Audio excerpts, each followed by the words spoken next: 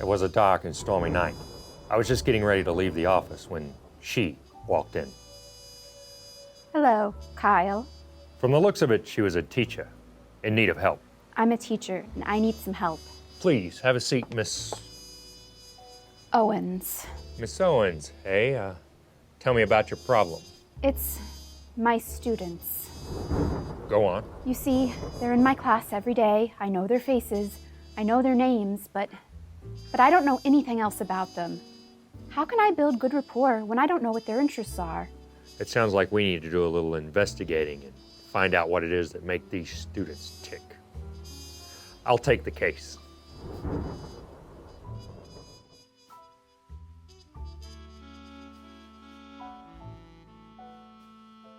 Welcome to Launch Your Classroom. I'm Kyle Pope. How well do you know your students? I'm not talking about their grades and academic abilities, although that is important too. But what do you know about them personally? What are their hobbies outside of class? Do you think that's something important for a teacher to know? I'll answer that last one for you. Yes, it is very important. Students want to know that their teacher cares about them as an individual. And that recognition and investment in your students is a powerful motivator. A student who has a good relationship with their teacher is more likely to engage, take good academic risks, and follow your set rules for behavior. One of our favorite sayings here at LYC is students don't care how much you know until they know how much you care. So today we're going to be discussing how to get to know your students through the use of icebreaker activities and what to do once you have that knowledge. Let's get right to our first strategy. This icebreaker is called Student Bingo. It's very simple to do and only requires a bingo handout for each student. Here is our example board, which you can download at the link under the video. This one is more suited toward elementary or middle school students, but you can easily adapt it for high schoolers. You can see that there are various pre-written statements in each square. You'll want to give each student some time to examine the handout to find a few of the statements that apply to them personally. Then you'll instruct students to select one square and write their name in it. I see several of these that I could choose, but I think I'll write my name in this one. There. Next, you'll tell your students that their goal is to get the entire board filled in with their classmates' names, but only one classmate per board per square. Give your students a set amount of time to move around the room and to talk and to help each other complete their handouts. Once the time is up, have the students return to their seats. You may want to give out rewards for students who completed their boards for some added fun and engagement.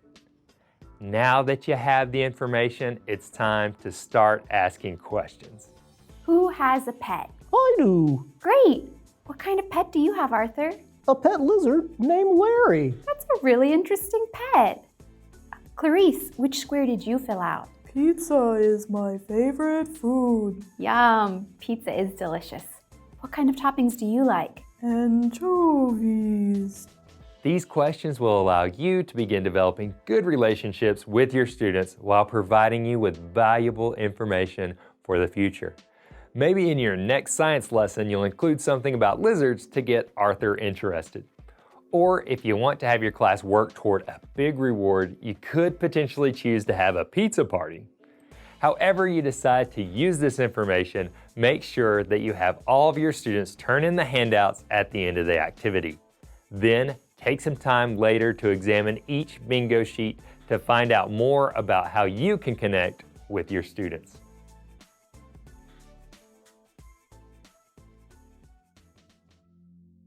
Class size can vary greatly in the US. It's not unheard of to have more than 30 pupils per teacher. That's a lot of students. It can be hard to keep track of all those relationships and their various interests. Ultimately, you may unintentionally overlook a few of your students. It's understandable, but you have to make a conscious effort to connect with everyone in your classroom. So here's a little trick to help you clear up those blind spots. It's called Names to Faces. Once the day is over, you'll want to print out a copy of the names on your class roster. Close your eyes and see if you can picture each student on the list and where they sit in your classroom. Then, one by one, try to think of anything you know about them personally, like a hobby or interest. Once you've thought of something, write it down beside their name. If you cannot think of a fact about a student, that's okay for now. Just move on to the next one. After you've completed going through each name on your list, then it's time for a self-assessment. If there were some students who you couldn't picture for the first part of Names to Faces, then you really need to be working on learning their names. Start by praising them repeatedly in the upcoming classes and then enlisting them as helpers. This will help you memorize their names quickly. If you couldn't recall certain facts about your students, then you'll need to learn their interest. Plan on using a couple new icebreakers in the next few school days. Then, with your list as a guide, make sure to target icebreaker questions to those pupils and write down whatever information you find out. Set a goal to speak to those students about this new information before class begins. This quick conversation will let the students know that you are interested in them as an individual. Learning about your students can be a process, but if you make a focused effort with the help of Names to Faces, you'll be building those important connections in no time.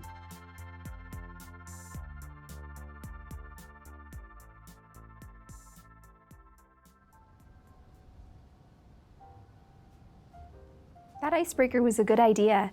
Do you think we have enough information to end the investigation? An icebreaker is a great start, but it's just one activity. We may need to dig a little deeper.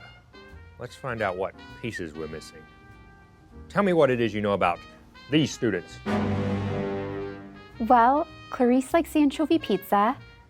Arthur has a pet, something different, a lizard, and Patrick, I can't remember what Patrick likes. It's all right, Miss Owens. These types of investigations take time, but now we know our next step. Let's find out a little bit more about Patrick. Using icebreakers is a great way to find out about your students. However, getting that information is just the beginning. Now you have to use it in order to build rapport and strengthen those important student relationships. So we're going to discuss 3 practical ways to connect to your class: conversation, content, and rewards. Number 1, conversation.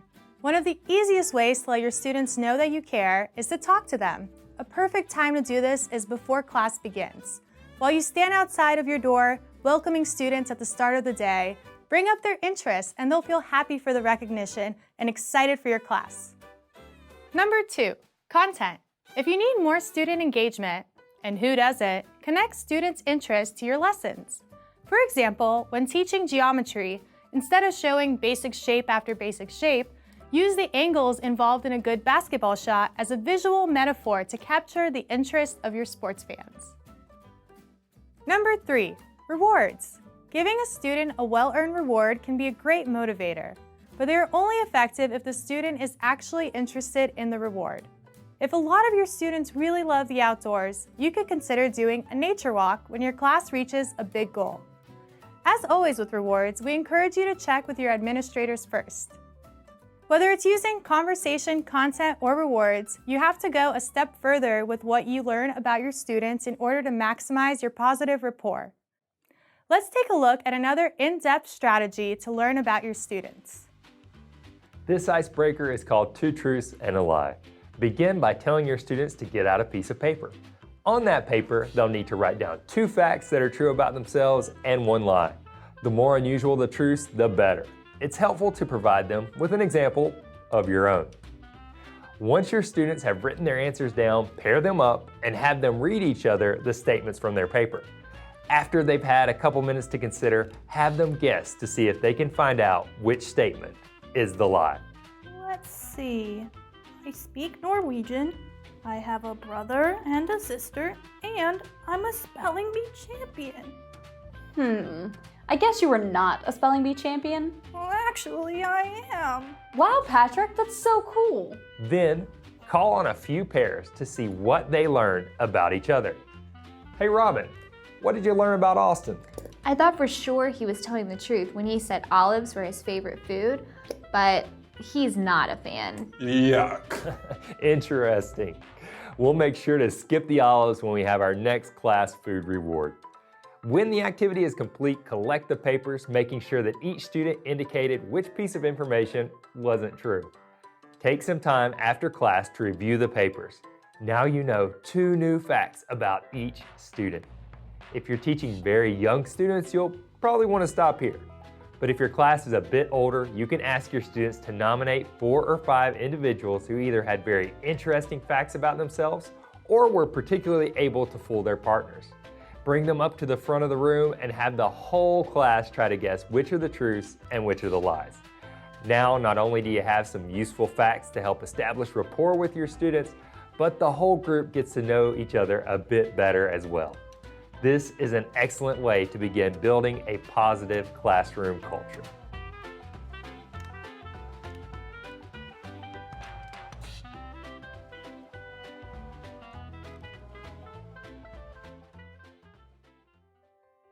Learning about your students is essential to being effective in the classroom. Icebreakers are a great way to find out interesting information. But once you have this information, remember to utilize it to form connections that will lead to an increase in positive behavior and engagement with your lessons. There's also one other added benefit. It's fun to get to know your students. This month on Launch Your Classroom, we are going to continue our discussion on the importance of student relationships. We'll conduct an interview with an expert about how to connect with tough-to-reach students and give you one more great icebreaker strategy. We're also going to take a look at another important relationship, your coworkers. So be sure to like this video and subscribe to our channel to get all of our upcoming professional development content. Thank you, and I hope you'll join us for the Q&A. It was a bright and sunny day when Miss Owens came back into my office. Kyle, She looked happy and excited. I'm happy and excited. I finally know all my students' interests and hobbies. That's a great accomplishment for any teacher. Thank you so much for investigating. Well, you did all the real work. You should pat yourself on the back. Best of luck, Miss Owens. I see a bright school year in your future. Thanks again. Now, where did I put my pen? Missing pen, you say? I'll take the case.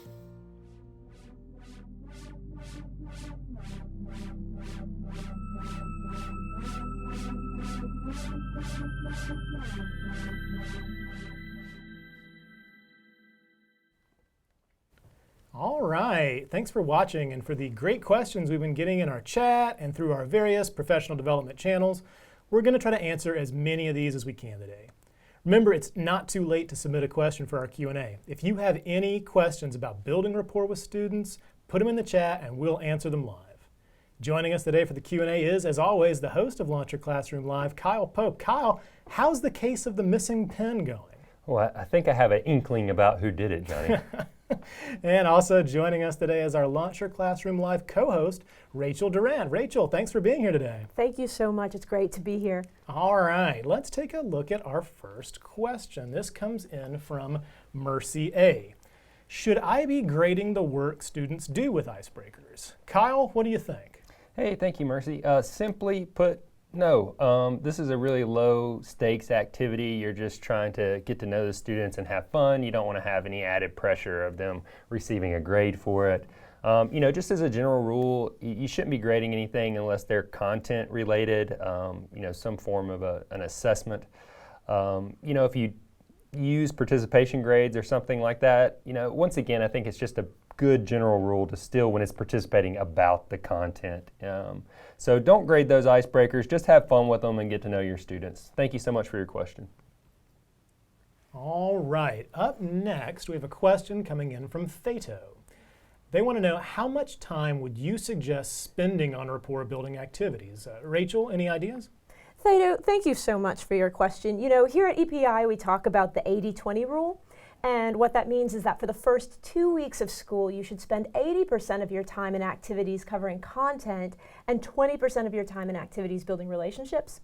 And that sounds like a lot of time, but it's really an investment that pays off because you get that time back with not having to deal with management issues as much. And when you've built relationships, you've got better engagement, so students are going to be more focused, and you waste less time on discipline. And even after those first 2 weeks, I know that we're kind of rolling here in the school year, keep that 80-20 in mind because you can build icebreakers into your content and have a kind of a multi-purpose icebreaker assignment.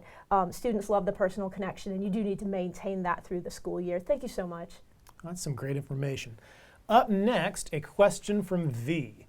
I've used 2 truths and a lie before, but I kept getting answers like, I have one brother. Is there a way to get better information, Kyle? Thank you, V. It's funny you say that. I've had similar answers. I had one say, I am 16 years old. So really what you want to do to approach this is to model it by giving your own answers and make sure they're in the style that you want. In addition to that, also give them some ideas. You could write up in the board that you're interested in hearing about their hobbies or what types of foods they like or other things like that you can steer the conversation in that direction. Also, when you start walking around looking at what students wrote, you can call on a few that had some of the stronger answers that you're looking for. And maybe you want to use this again sometime down the road, and that's just one more good model that they have from their other students. But thank you so much for your question. All right, thank you, Kyle. And another question coming in from Fabian. How should I handle students who don't want to participate in icebreakers? Rachel, have you ever encountered something like this? I really have. And it's just so hard to tell what's going on and why a student isn't participating. Fabian, I know that would be frustrating for you to try to, put together this beautiful icebreaker and have some people not want to participate. But here's the thing, because an icebreaker is specifically designed for you to get to know your students, and you're trying to build trust and rapport, you can't really force them to do an icebreaker. Consider the reasons why a student might not be participating. They might be having a terrible day. They might have anxiety. They might have some horrible things going on at home that they don't want to have to share with anybody in an icebreaker. And if you push too hard, you're really violating their trust and putting them in an even worse position. So a way to handle that would be, you don't want to just let go of that kid entirely. Maybe after class you can say, hey, I noticed you weren't really into the icebreaker, but we ought to catch up because I really do want to learn more about you. And you'd be surprised. That might be just enough to get a student to participate, or at least talk to you one-on-one, so that you can work on that rapport with those students who don't seem as invested. You just never really know why that's happening, and you can't make assumptions. Thanks, Fabian. Okay. Kyle, I got an interesting question in from Saul earlier today. I have a student who is interested in football, but I don't know enough about the sport to have a conversation about it. What should I do? Hey, Saul, thank you. Yeah, there's been plenty of students' interests that, I've heard of for the first time and knew nothing about them, so I completely understand where you're coming from. I think this is a great opportunity to find out about it from the student. If you don't know anything about it, maybe they can give you an overview. If you're a little fuzzy on the rules, let them turn the tables and teach you a little bit about their interests. Usually that gets them real excited. But maybe if you're still having a hard time getting them to talk to you about that in particular, then it's just time to go on the internet, do a little bit of a search and find out, a little bit on your own. Maybe you want to find out about some teams or something and then ask them which team they like. Anytime you can make it towards their preference or something like that, it's a good way to start gaining more information about them. So thank you so much for your question and good luck finding out about football. Oh, thanks, Kyle. That was a really helpful answer. Okay, we had a question come in from Mercy S. I have 4 groups of 40 students each. Would it be good if I write their names on a piece of paper on their desk until I remember all of them? Rachel?